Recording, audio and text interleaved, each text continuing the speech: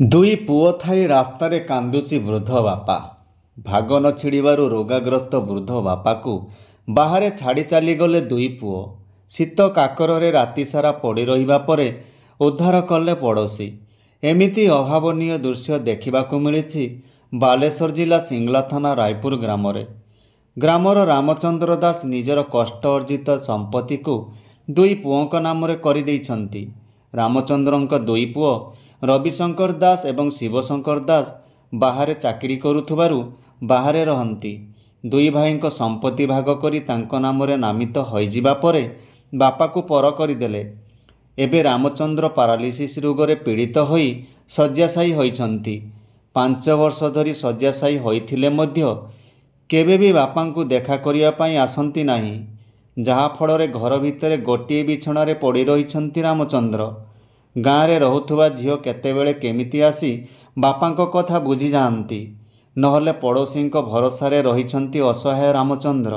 ଗ୍ରାମବାସୀଙ୍କ ବାରମ୍ବାର କହିବା ପରେ ଗତ ଶୁକ୍ରବାର ଦିନ ଦୁଇ ପୁଅ ଆସିଥିଲେ। ଗାଁ ଲୋକଙ୍କ ସହମତିରେ 2 ମାସ ବାପାଙ୍କୁ ରଖିବା ପାଇଁ ନିଷ୍ପତ୍ତି ନେଇଥିଲେ। ମାତ୍ର ପ୍ରଥମ 2 ମାସ କେଉଁ ପୁଅ ରଖିବେ ତାକୁ ନେଇ ଦୁଇ ଭାଇଙ୍କ ମଧ୍ୟରେ ଚାଲିଲା ଟଣାଉଟରା।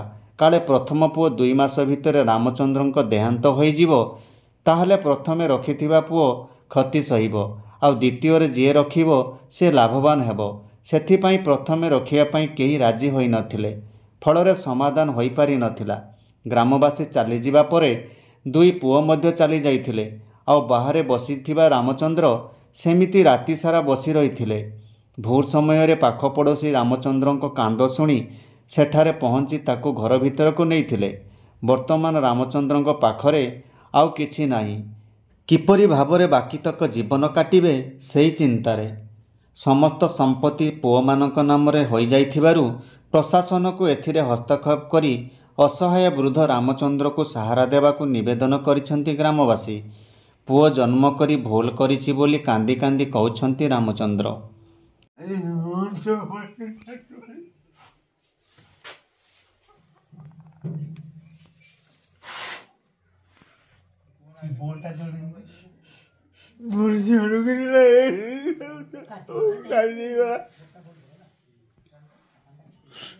ବାଟି ସେଟା ବାଟରେ ପକେଇକି ପଳେଇଛନ୍ତି।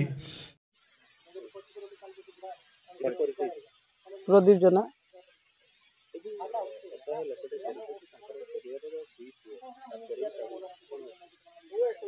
ଅସୁବିଧା ସବୁଠୁ ବଡ଼ ଅସୁବିଧା ହେଉଛି ଯେତିକି ସମ୍ପତ୍ତି ବାପ ନାଁରେ ଥିଲା ସେତିକି ଦୁଇ ପୁଅ ନାଁର ବାପ କରିଦେଇଛନ୍ତି। ତେଣୁ ଆଉ ପୁଅମାନେ ଚାହିଁତେ ନାରାଜ। କାଲି ଆମେ ବସିଥିଲୁ, ଏହି ବାବଦରେ ବହୁତ ସମୟ ଆଲୋଚନା ହେଲା। କେହି ପୁଅ ରଖିବା ପାଇଁ ଚାହୁଁନାହାନ୍ତି। ଆମେ ଲାଷ୍ଟରେ ଚିନ୍ତା କଲୁ ବସି ଯେ 2 ମାସ ଆପାତ ବାପାକୁ ରଖ, ତୁ 2 ମାସ ବଡ଼ ପୁଅ ରଖ, ସାନ ପୁଅ 2 ମାସ ରଖ। କେହି ରଖିତେ ଚାହୁଁନାହାନ୍ତି। ୟାର କାରଣ ହେଉଛି ସେ ବଡ଼ ପୁଅ କହିବା ମାନେ ତାଙ୍କର ଉଦ୍ଦେଶ୍ୟ ଯାହା ଆମେ ବିଚାରୁ ଅନୁଭବ କଲୁ, ଯଦି 2 ମାସ ରଖିଲା ପରେ ଯଦି 2 ମାସ ଭିତରେ ବାପା କାର୍ଡେ ଏକ୍ସପାର୍ଟ କରିଗଲେ ତାହେଲେ ସାନ ପୁଅର ଭାଗ ଆଉ ରହୁନି। ତେଣୁ ଆଗେ ସାନ ରଖୁ, ସିଏ କହୁଛି ଆଗେ ବଡ଼ ରଖୁ। ଏଇ ସମସ୍ୟା ନେଇକି କାଲି ରାତିରେ ବାପା ରାସ୍ତାରେ ପଡ଼ିଛନ୍ତି। 2 ଜଣ ପୁଅ ବୋହୂ ବାହାରକୁ ତାଙ୍କର ଯୋଉଠି ସ୍ଥାନ ଭୁବନେଶ୍ୱରରେ କିଏ ଜଣେ ରହୁଛି, ଆଉ ଜଣେ କେଉଁଠି ବାହାରେ ରହୁଛି ମୁଁ ବି ଜାଣିନି, 2 ଜଣ ପଳେଇଗଲେ। ସକାଳେ ଦେଖେ ରାତିରେ ଆମକୁ ଯେତେବେଳେ ଖବର ପାଇ ବହୁତ ଲୋକ ଆସି ଉଠା ଉଠି କରି ତାକୁ ରଖିଲୁ। ଆଉ ସେ ପାଖରେ ଗୋଟେ ଝିଅଟା ଆସିକି କ୍ଷୀର ଗରମ କରିକି ଖାଇତେ ଦେଲେ, ଯାହାଦ୍ୱାରା ଟିକେ ଆଜି ସକାଳେ ସୁସ୍ଥ, ବର୍ତ୍ତମାନ ଟିକେ ବସୁଛନ୍ତି। ବହୁତ ପ୍ରୋବ୍ଲେମ୍ ହେଉଛି ତାଙ୍କର, ବହୁତ ବିଭିନ୍ନ ପ୍ରକାର ରୋଗ ତାଙ୍କ ଦେହରେ। ଆଉ ସ୍ତ୍ରୀ ନାହିଁ, ଛୋଟବେଳରୁ ଛୋଟିଆ ପିଲା ହେଇଥିଲେ ତାଙ୍କର ସ୍ତ୍ରୀ ଏକ୍ସପାର୍ଟ କରିଥିଲେ। ବହୁତ ପ୍ରୋବ୍ଲେମର ସେ ଲୋକ ବର୍ତ୍ତମାନ ଅଛି। ଗାଁ ଲୋକ ଏଠି ଆଖପାଖ ଲୋକ ଯାହା ଯେମିତି ଖାଇଥାଉଛନ୍ତି, ଗାଁ ଲୋକ କେତେ ଦିନ ଚାହିଁବେ। ତଥାପି ଏଠି ପାଖରେ ଗୋଟେ ପୁତୁରା ବୋଉ ଆଜି ସକାଳେ ଆସିକି ଜୁସ୍ ଫୁସ୍ ଦେଇକି ଟିକେ ଟ୍ରିଟମେଣ୍ଟ କରୁଥିଲେ, ଆମେ ଦେଖିଲେ। ତେଣୁ ଆମେ ବାଧ୍ୟ ହେଇକି ଆମେ ଚାହୁଁଛୁ ଏର ଗୋଟେ ଆଇନ ୟା ବାବଦରେ ଗୋଟେ କିଛି ଚିନ୍ତା କରୁ, ଯେ କି ଲୋକ ପୁଅ ପାଖକୁ ତାଙ୍କ ପୁଅମାନଙ୍କ ପାଖକୁ ସେ ମୂଷା ଯାଇକି ପହଞ୍ଚି ପାରନ୍ତୁ। ଏତିକି ଆମେ କହିତେ ଚାହୁଁଛୁ। ରାମଚନ୍ଦ୍ର ଦାସ। କଣ ହେଇଛି? ଆପଣ ଏକୁଟିଆ ଘରେ ଅଛନ୍ତି, ଘର କେହି ନାହାନ୍ତି, ଆପଣ ଦେହ ମଧ୍ୟ ଅସୁସ୍ଥ ଅଛି, ଆପଣ କେମିତି ରହୁଛନ୍ତି? 4 ବର୍ଷ ହେଲାଣି ଏଇରେ ପଚିନି ଦେଇକି ମତେ 2 ଭାଇ ସାଥିରେ ଥିଲେ। ସେଠି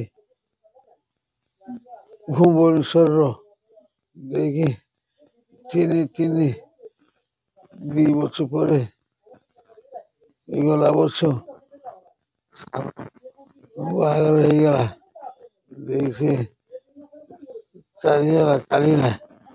ଏଇ 3 ବର୍ଷ ବଡ଼ କଥର ତାପରେ ବଡ଼ କଥର ରହିଲି। ମୋ ଗଛ ରହିଲା ପରେ ବଡ଼ ଆଣି ଛାଡ଼ି ଚାଲିଗଲା। ଏଇ ଜାଗାର ସାନଟା ପୁଅ ଥିଲା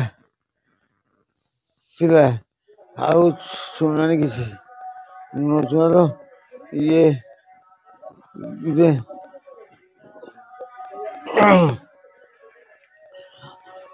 ଦେଇକି ଚୋଦନା ଦେଇ ସାନ ଛାଡ଼ିକି କହିଲା ମୁଁ ଜଳ ଢାଳି ଆସେ। ମାଧବର ଜଳ ଦେଇକି ଚାଲିଗଲା।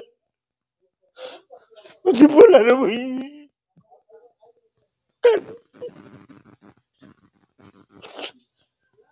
ଦିଦି ଗଲା 2 ଦିନ ପରେ ଆପଣ ନିତ୍ୟକର୍ମ କେମିତି କଣ କରୁଛନ୍ତି? ଝାଡା ପୋଛା ଯିବେ, କେମିତି କଣ କରୁଛନ୍ତି? ସେଇ ଝିଅ ସବୁବେଳେ ସବୁ କାମ କରୁଥିଲା ମଣିଷ। ଆଉ ତ ସେଇଠି ଥିଲି ସେଠି ଇଏ ପର୍ବ ଯୋଉ ବସିଥିଲା ସବୁ ସାରା ପିଇବା ଆଉ ଇଏ ଖାଇବା ଦେବା ବୁଝୁଥିଲା। ତାପରେ ବର୍ଷେ କାଳ କହୁଥିଲା ଧର୍ମ ଏଇ ବର୍ଷ ଚାଲିନି ବସି ପାରିନି। ଏଇ ଝିଅ ସବୁ ମତେ ଯାଇପାରେନି ଧରିକି ନେଇଯାଇକି